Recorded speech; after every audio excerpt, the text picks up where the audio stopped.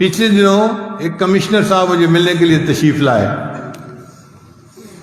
تو مجھے کہنے لگے یہ مدرسے والے بیکار بچوں کا کیا کریں، ہم بہت پریشان ہوں۔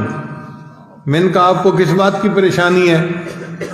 کہنے لگا کہ دیکھیں نا، یہ پڑھ لکھ کے بیکار ہوتے ہیں، کسی کام کے نہیں ہوتے، نہ کوئی ان میں سے ڈاکٹر ہوتا ہے، نہ کوئی انجینئر ہوتا ہے، کما کچھ نہیں سکتے، سوسائٹی کے قابل نہیں ہوتے۔ ہم اتنے لاکھوں طلباء کا کیا کریں؟ میرا تو دل چاہتا ہے مدارس کو بند کر دیا جائے۔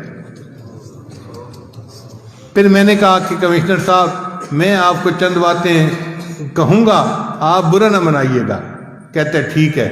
میں نے کہا کہ یہ جو چند درویش قسم کے لوگ ہیں نا طلباء، یہ ہیں شہزادے، اور ان شہزادوں کی وجہ سے اللہ آپ کو بھی رزق دے رہا ہے۔ تو حیران ہو کے پوچھتے ہیں کیا مطلب؟ میں نے کہا ان کے قرآن پڑھنے کی وجہ سے اللہ آپ کو رزق دیتا ہے۔ اگر یہ نہ ہوتے تو باقی لوگوں کو تو اللہ پینے کو ایک گھونٹ پانی بھی نہ دیتا۔ حدیث مبارکہ میں ہے کچھ اللہ کے بندے ایسے ہوتے ہیں وَبِهِمْ يُنْصَرُونَ، اللہ ان کے ذریعے باقیوں کی مدد کرتے ہیں۔ وَبِهِمْ يُمْطَرُونَ، ان کے صدقے اللہ بارشیں برساتے ہیں۔ وَبِهِمْ يُرْزَقُونَ، اور ان کی وجہ سے اللہ باقیوں کو بھی رزق عطا فرما دیتے ہیں۔ میں نے کہا کہ حدیث پاک میں آتا ہے اللہ تعالیٰ کسی قوم پہ عذاب کا ارادہ کرتے ہیں، مسجد میں ایک طالب علم اللہ اکبر کی آواز دیتا ہے، اللہ اکبر کی بات سن کر اللہ کو پیار آ جاتا ہے، اللہ عذاب مؤخر کر دیتے ہیں۔ اگر یہ تمہارے شہروں کا معاملہ ہوتا جو تم نے کلب بنائے ہوئے ہیں اور جو تم نے بازاروں کے اندر عریانی فحاشی پھیلائی ہوئی ہے، تو اللہ کسی کو پینے کو ایک گلاس پانی نہ دیتے۔ اگر تمہیں کچھ مل رہا ہے تو ان فقیروں کی وجہ سے مل رہا ہے۔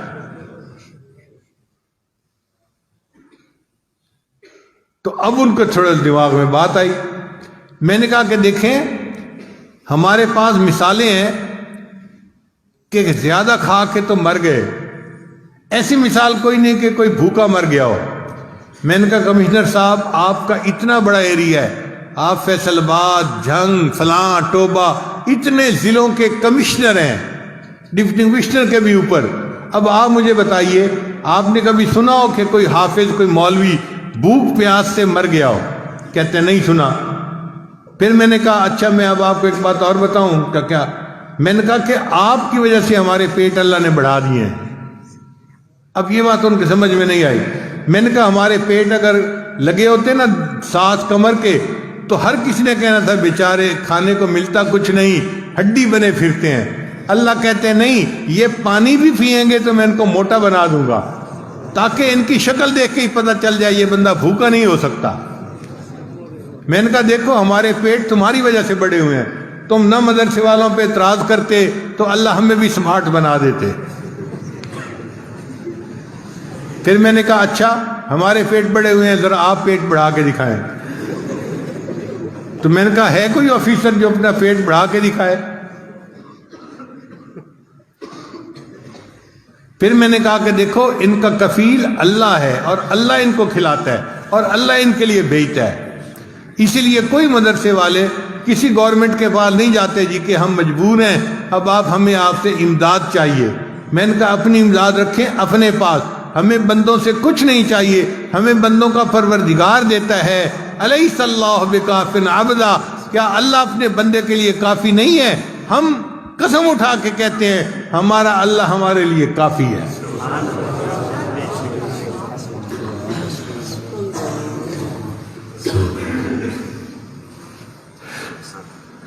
پھر مجھے کہنے لگے آپ تو لکھے پڑھے آدمی ہیں، آپ بھی مولیوں والی باتیں کر رہے ہیں۔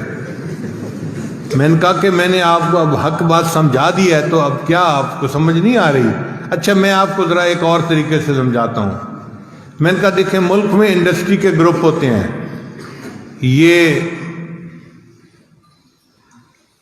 منشا گروپ آف انڈسٹریز ہے، یہ داؤد گروپ آف انڈسٹریز ہے، یہ کرسنٹ گروپ آف انڈسٹریز ہے۔ کہنے لگے ہاں گروپ ہوتے ہیں۔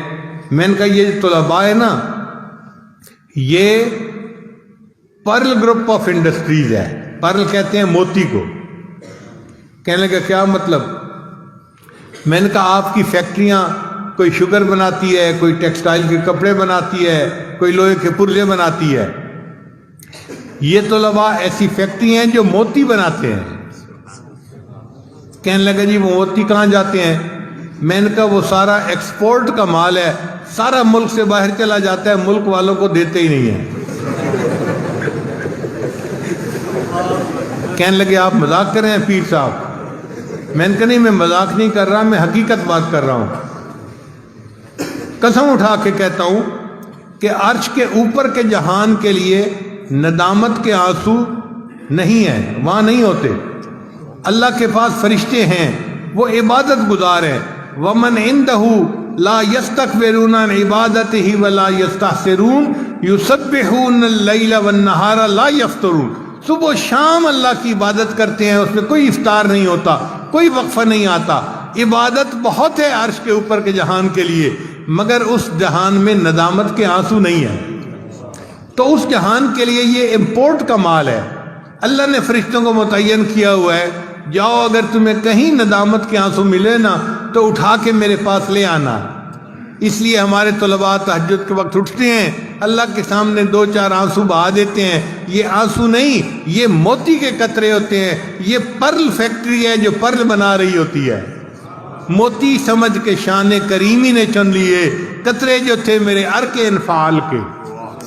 میں نے کہا اللہ ان کے آنسوؤں پہ موتیوں کا بھاؤ لگا دیتے ہیں، ان کی برکت سے پھر باقی ملک کے لوگ بھی روٹیاں کھا رہے ہیں. پھر ان کی سمجھ میں کچھ بات آئی، کہنے لگے آج آپ نے مجھے بات سمجھائی، یہ تو بڑے اہم لوگ ہیں.